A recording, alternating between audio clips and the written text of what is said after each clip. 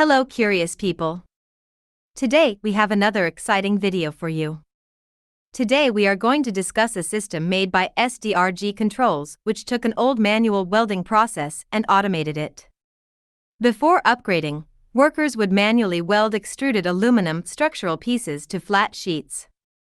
The pieces would form the structural strength for long trailers used to haul gravel, sand, and similar materials.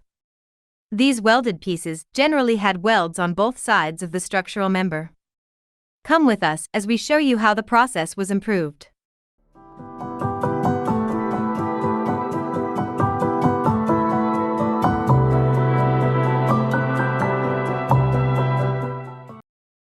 Here we have a side view of a typical trailer. On close examination, you can see the side panel starts as one long sheet of aluminum with many structural extrusions welded on both sides to give the sheet extra strength. These long sheets were around 40 foot long and 6 foot wide and less than 1/2 of an inch thick. Also, note that the top and bottom have long structural members. All of these pieces required welding on both sides of the structural members. This means that if we used 2 welders we could weld both sides of the structural extrusions at the same time. Here we see an internal divider. The end is built in a similar manner. Although it does not contain as many members as the trailer sides, it still has the members welded on both surfaces. Note this includes the internal members as well. This leads to a design where 2 independent welds were employed. 1 weld for each side of the structural support member.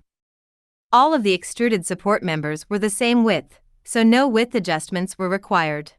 SDRG considered the best equipment design for the task. We decided to have a structural beam run directly above the aluminum extruded member with a gear motor-driven trolley. The trolley would hold both aluminum welding guns. Air cylinders would hold the aluminum extrusion down to the large aluminum base sheet.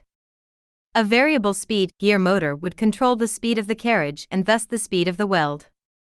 2 Miller wire feed welders would be used to control each of the weld beads separately. The carriage would ride on steel wheels which held ball bearings so that everything would run smoothly for a long time with proper lubrication. The pneumatic controls were fairly simple. There were separate regulators for the 3 cylinders which controlled the holding pressure on the structural members. 3 separate pressure regulators were displayed on the main panel to ensure there was even pressure along the length of the extruded member.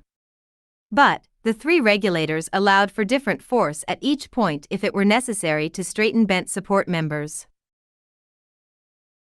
Shown here is the motion controls for carriage movement operations.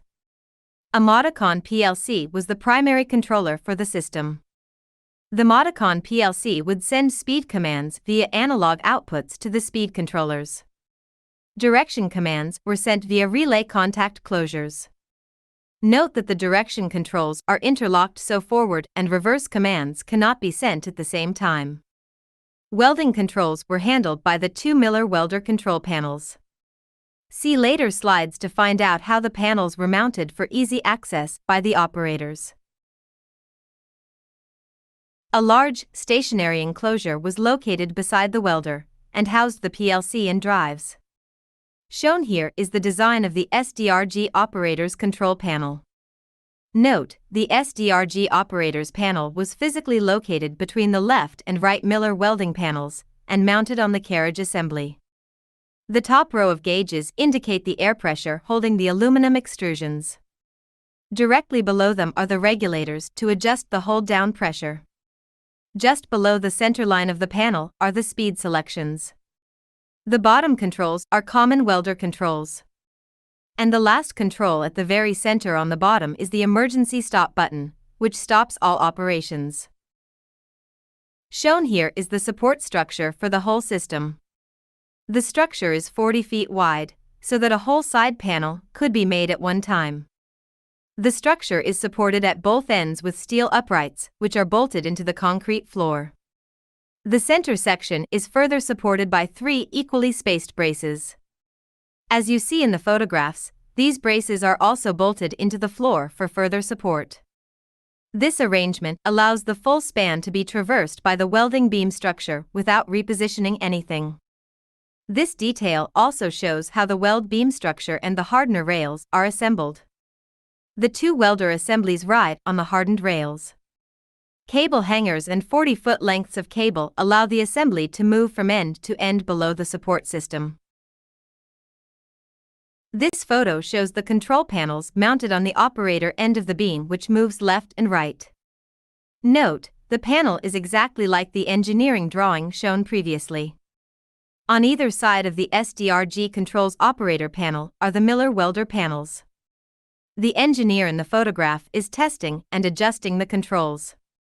From here, the operator can control all operations. The various cables, wire, tubing, etc., travel with the control panels and connect the operator station to the main control panel. This photo is a side view looking behind the control panels. The wide plate shown in this view is the hardened steel plate that the right-hand carriage rides upon. The thin gray bar just above the carriage plate is a rack gear. A spur gear on the drive motor is what does precision location on this rack gear. Also shown in the photo are the 3 cylinders which hold down the extruded aluminum supports. This is another view of the right side of the carriage assembly.